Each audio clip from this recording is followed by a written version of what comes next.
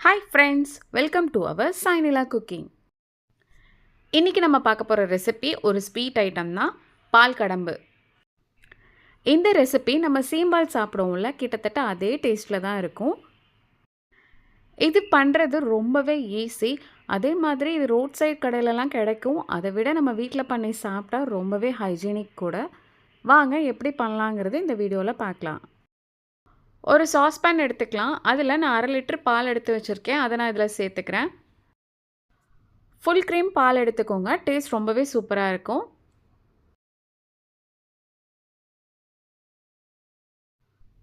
பால் நல்லா கொதி வந்ததுக்கப்புறம் அடுப்பை வந்து லோ ஃப்ளேமில் வச்சுக்கலாம். நம்ம சுகர் வந்து ஒரு 1/2 கப் எடுத்து வச்சுருக்கேன். அதை நம்ம இதில் சேர்த்துக்கலாம். 1/2 லிட்டர் பாலுக்கு 1/2 கப் சுகர் கரெக்டாக இருக்கும். நீங்கள் சுகருக்கு பதில் நாட்டு சக்கரை கூட சேர்த்துக்கலாம். அதுவும் டேஸ்ட் நல்லாயிருக்கும். சுகர் நல்லா கரையட்டும்.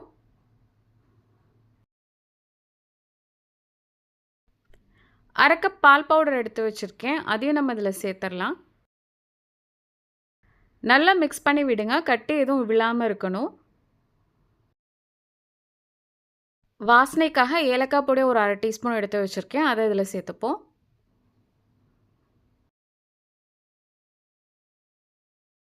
ஒரு 5 கிராம் அகரகர் எடுத்து நான் சுடு தண்ணியில் போட்டு நல்லா ஊற வச்சு வச்சுருக்கேன். அதை நம்ம இதில் சேர்த்துக்கலாம். ஊற வைக்கிறதுட்டு நமக்கு சீக்கிரமே கரைஞ்சிரும் பாலில். ஊற வைக்காமையும் போடலாம். ஆனால் அது கொஞ்சம் டைம் நமக்கு இழுக்கும். அதனால நான் ஊற வச்சு சேர்த்துக்கிறேன். இதை நம்ம அப்பப்போ நல்லா மிக்ஸ் பண்ணி விடலாம். அகரகர் நல்லா கரையணும். அது வரைக்கும் நம்ம நல்லா கொதிக்க வைக்கலாம்.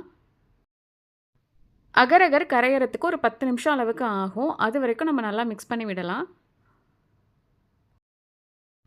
இப்போ ஒரு 5 நிமிஷம் ஆயிடுச்சு. அகரகரை வந்து முக்கால்வாசி கரைஞ்சிடுச்சு.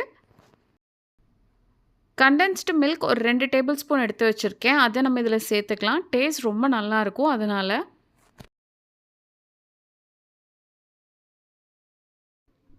இப்போ டோட்டலாக ஒரு 10 நிமிஷம் ஆயிடுச்சு. நம்ம சேர்த்த அகரகர் எல்லாமே கரைஞ்சிருச்சு. அதே மாதிரி நம்ம பாலும் நல்லா திக்காயிடுச்சு. இப்போ நம்ம அடுப்பை ஆஃப் பண்ணிடலாம். நான் இதை ட்ரேயில் ஊற்ற போகிறேன். நீங்கள் தட்டில் இருந்தால் கூட தட்டை கூட எடுத்துக்கோங்க. அதில் நம்ம ரெடி பண்ணி வச்சுருக்க பாலை வடிகட்டி சேர்த்துக்கோங்க. ஏன்னா அகரகர் வந்து 1, 2 கரையாமல் இருந்துச்சுன்னா அது கண்டிப்பாக நம்ம சாப்பிடும்போது நமக்கு டிஸ்டர்பன்ஸாக இருக்கும். ஸோ அதனால் நல்லா வடிகட்டி எடுத்துக்கோங்க. இப்போ நம்ம ரெடி பண்ணி வச்ச பாலை ஃபுல்லாக வடிகட்டி இந்த ட்ரேயில் நான் ஊற்றி வச்சுட்டேன். இதை நம்ம ஃப்ரிட்ஜில் வந்து ஒரு 2 மணி நேரம் வரைக்கும் வைக்கலாம். ஃப்ரீசரில் வைக்க வேண்டிய அவசியம் இல்லை. ஃப்ரிட்ஜில் வச்சாலே போதும். 2 ஹவர்ஸ் ஃப்ரிட்ஜில் வச்சு எடுத்துகிட்டு வந்தாச்சு. பாருங்கள், நம்ம பால் கடம்பம் வந்து நல்லா செட் ஆகிருக்கு. உங்களுக்கு பிடிச்ச ஷேப்பில் நீங்கள் இதை கட் பண்ணிக்கோங்க.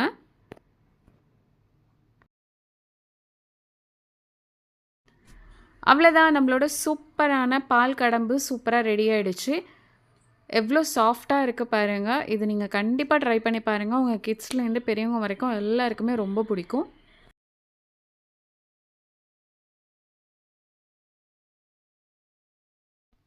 அவ்வளோதான் ஃப்ரெண்ட்ஸ், நம்மளோட சூப்பரான பால் கடம்பு ரெடி ஆகிடுச்சு. பாருங்கள், இதுக்கு பண்ணுறதுக்கு ரொம்ப இன்க்ரீடியன்ட் கூட தேவையில்லை. கம்மியான இன்க்ரீடியன்ட் தான். டேஸ்ட் ஆனால் பயங்கர சூப்பராக இருக்கும். கிட்ஸுக்கெலாம் நீங்கள் பண்ணி கொடுத்தீங்கன்னா அவ்வளோதான், எவ்வளோ சாப்பிடுவாங்கன்னு கூட தெரியாது. கண்டிப்பாக இதை நீங்கள் ட்ரை பண்ணி பார்த்துட்டு எப்படி வந்ததுங்கிறத கமெண்டில் சொல்லுங்கள். இந்த வீடியோ உங்களுக்கு பிடிச்சிருந்ததுன்னா சப்ஸ்கிரைப் பண்ணி, லைக் பண்ணி, ஷேர் பண்ணுங்கள். தேங்க்ஸ் ஃபார் யுவர் வாட்சிங்.